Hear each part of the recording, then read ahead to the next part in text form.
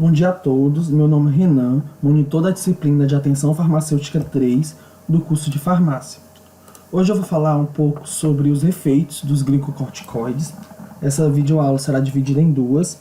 A primeira contém os aspectos fisiológicos da síntese e ação dos hormônios corticoides, e a segunda sobre os critérios para escolher os corticosteroides.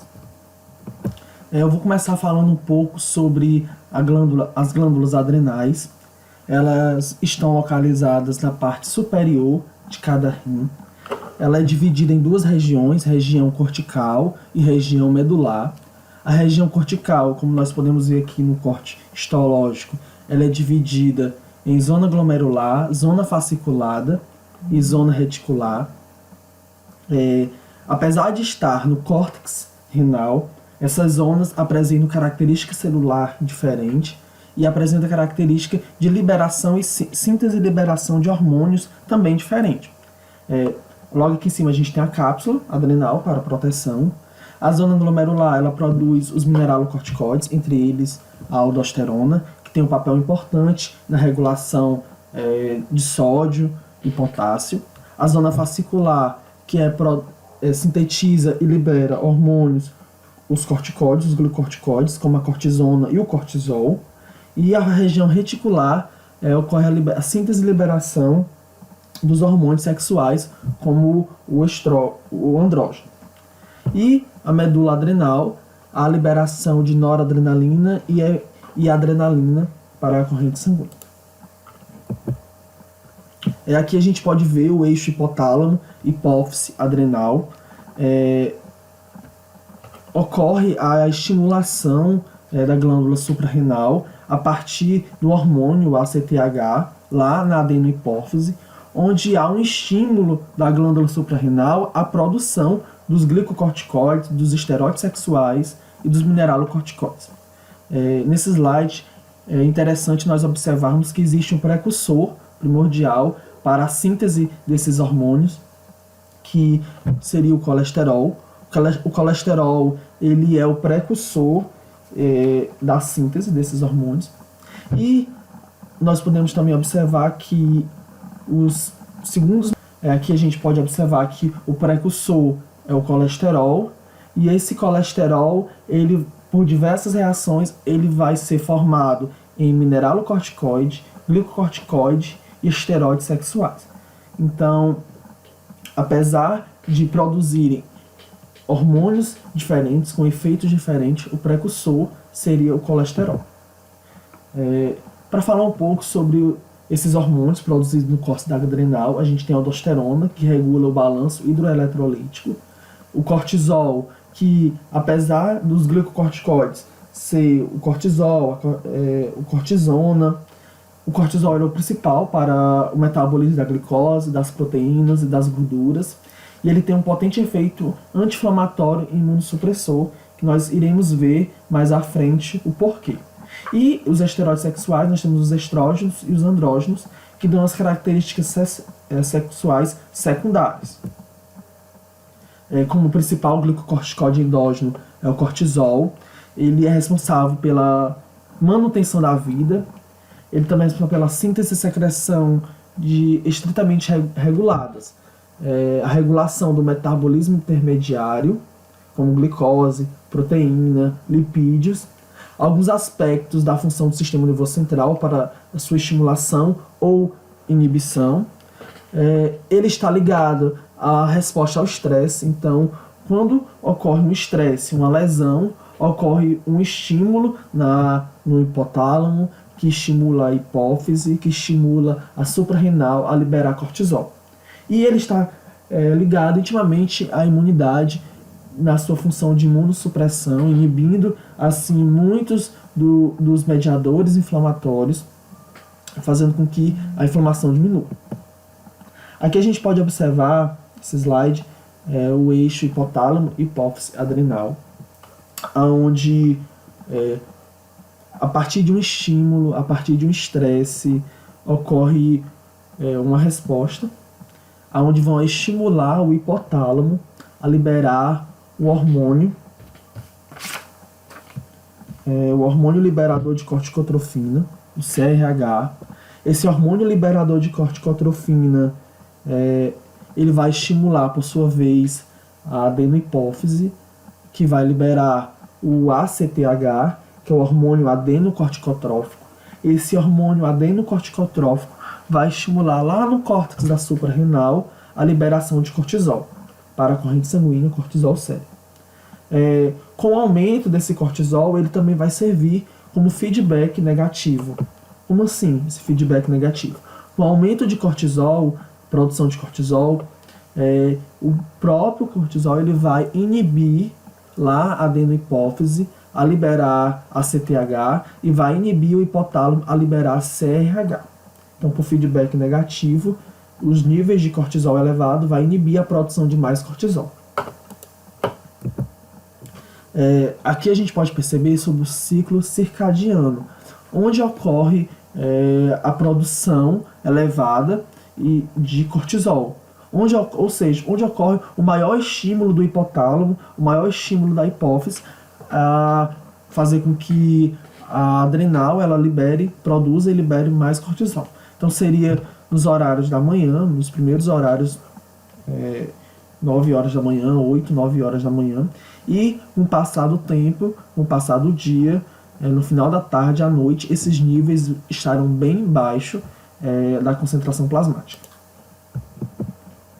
Em relação aos efeitos dos glicocorticoides, eles atuam em diversos mecanismos, entre eles no metabolismo dos carboidratos. Por quê? Os glicocorticoides ele tem a função de aumentar a disponibilidade de nutrientes. Como é que ele iria aumentar essa disponibilidade de nutrientes? Ele iria elevar os níveis plasmáticos de glicose, de aminoácidos e triglicerídeos. Como assim eles iriam aumentar esses níveis de glicose, aminoácidos e triglicerídeos? Porque em jejum ele aumenta a gliconeogênese, que é a formação de glicose a partir de outros mecanismos, outras substâncias, como os aminoácidos, piruvato, e esses aminoácidos e piruvato são transformados em glicose a partir da gliconeogênese.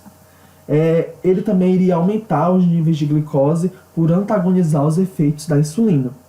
E o aumento consecutivo da gliconeogênese, a partir da degradação das proteínas, iria diminuir a sensibilidade da insulina, o que poderia ocasionar diabetes. Ocorre também o metabolismo de gorduras, porque ele vai potencializar a ação do hormônio de crescimento sobre o adipócito.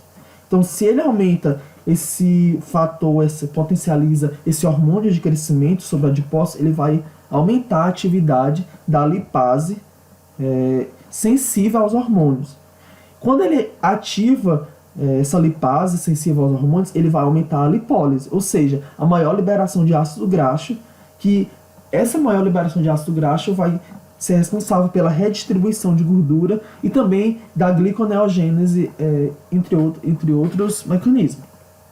Então vai ocorrer o aumento de ácido graxo, vai ocorrer a perda de gordura das extremidades e o acúmulo de gordura no rosto, na barriga e costas, que é bem característico de uma paciente que faz uso contínuo de glicocorticoides, esse acúmulo de gordura no rosto, barriga e costas.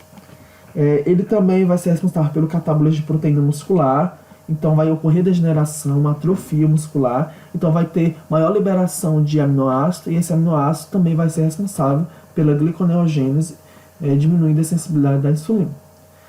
Os glicocorticoides eles são responsáveis também pelo equilíbrio eletrolítico, pelo aumento da filtração glomerular, pela maior retenção de sódio e pela inibição da reabsorção de cálcio no intestino e aumento de sua excreção através dos rins, e assim levando à osteoporose. Então, vai ocorrer uma maior liberação de cálcio na filtração glomerular, o cálcio não vai ser reabsorvido, ele vai acabar sendo excretado na urina.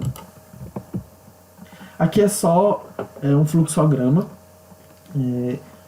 que a glicose, com a ação dos glicocorticoides, a glicose passará a ser menos captada, e por a glicose não ser menos captada, vai ocorrer o aumento da gliconeogênese.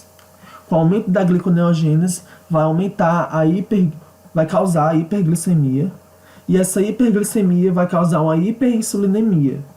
E essa hiperinsulinemia vai aumentar o armazenamento de glicogênio. Com relação às proteínas, vai ocorrer a redução da síntese de proteínas e aumento da sua degradação. Então, a gente está vendo que não está tendo uma homeostasia na produção, na síntese e na degradação das proteínas. Então, vai ter menos proteínas no músculo, ocasionando uma atrofia muscular. Com relação aos efeitos do glicocorticoide no sangue, músculo esquelético e crescimento, vai ocorrer o aumento do número de eritrócitos, trombócitos, neutrófilos e hemoglobina, e uma queda do número de linfócitos, monócitos, eosinófilos e basófilos.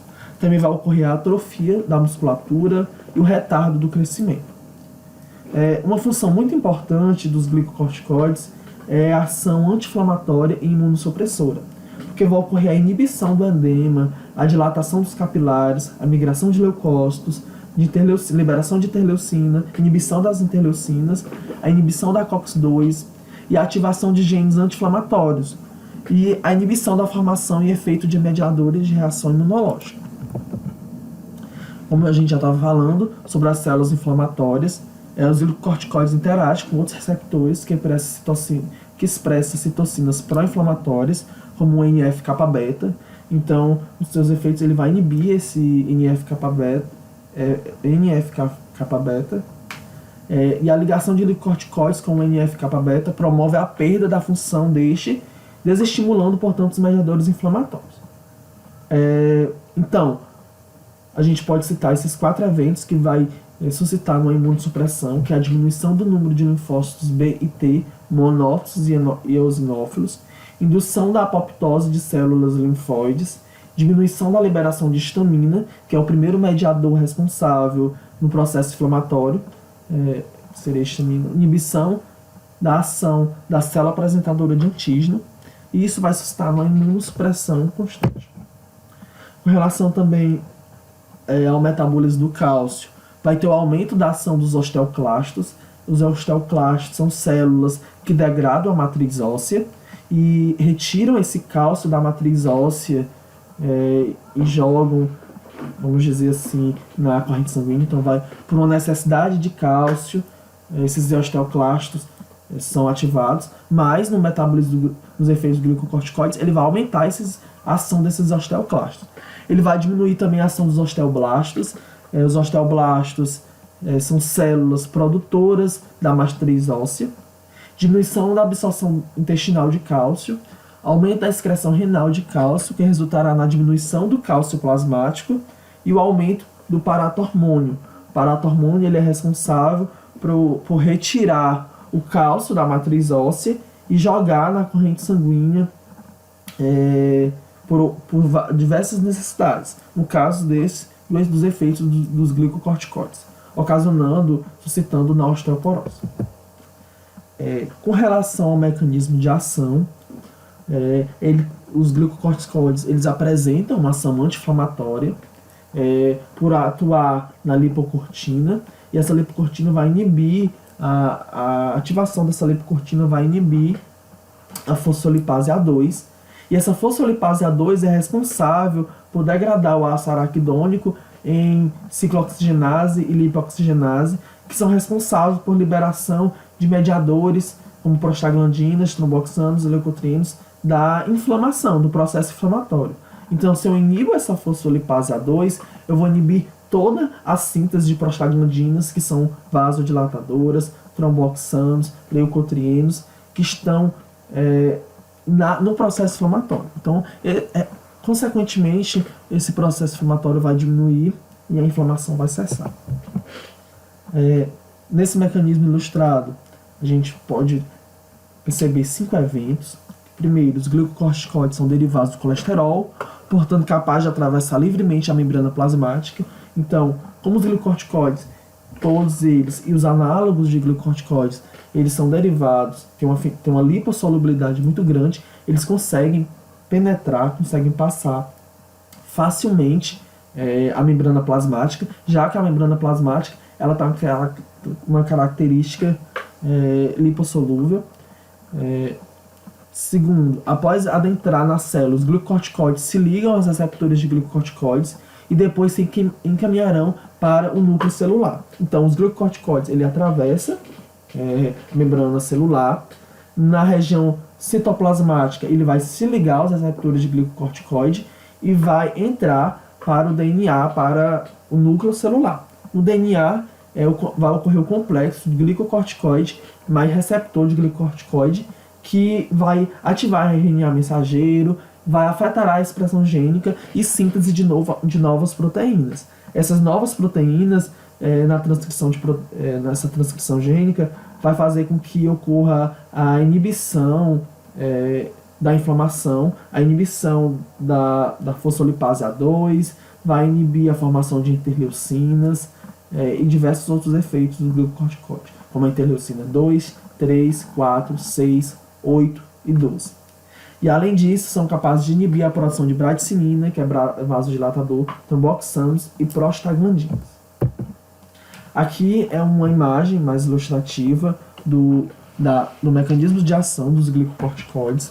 Nós podemos perceber que os glicocorticoides ele vai passar para dentro da célula, na região citosólica.